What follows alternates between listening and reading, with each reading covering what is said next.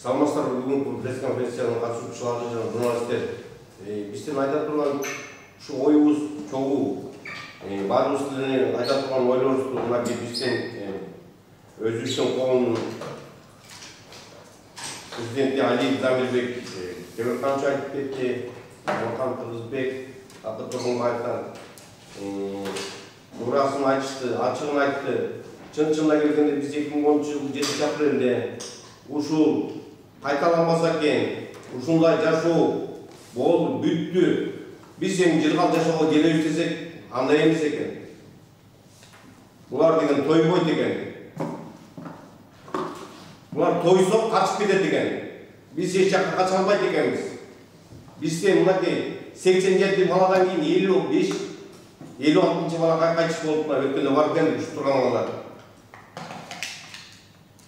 Өлгөндүн артынан өлгөн болуп атат. А булар болсо бүттүк жек жаактары менен чын айтканда ичип жеп тойбой калгандар уже качып кетет сырт жакка. Мына ушул кезде казыр инвалидтер отурабыз. 3200 сом, 3500 сом биздин пенсиябыз. А 350 миңден айлык алышат экен.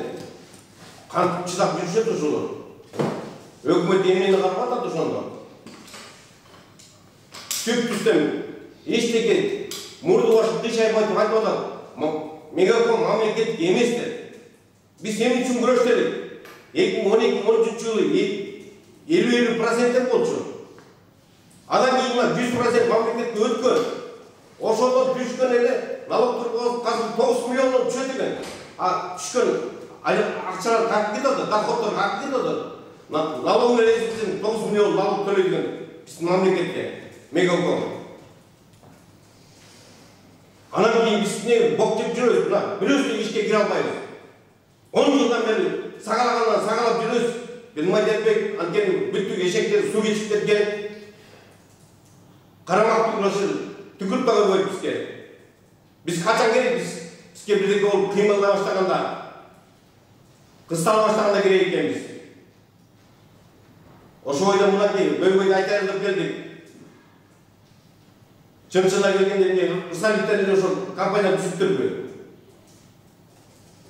Бир тууган агасы, бажасы, бүттүк отурушун ошол жерде мээлер иштеген ошол жагалар бекен. Кыйын балдар көп адамдар. 3 дипломдуу жүрөт ошол жерде. Охранага жарабайт. Айтып көйгөйдөгөн көп 10 жылдан бери толуп бүттү. Колубузда экен чоңоп койдон калды. Кимиси бирөө бирдеке депби?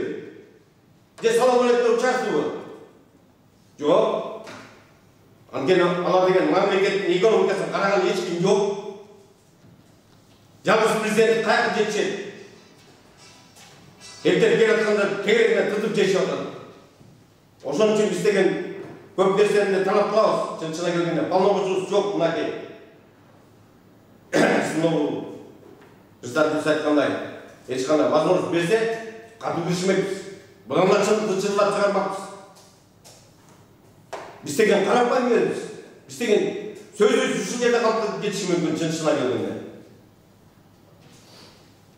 Ыйлагандын көз жаман дейт, сүйлөгөндүн ооз жаман дейт. Биз айтып кала беришибиз мүмкүн дагы да болсо. Бирок ушу чындыкка жетиш үчүн мен ушу правительстводон, өкмөттөн дагы сурап кетет элем. Эсиңер барда этиңерди жапкыла депчи.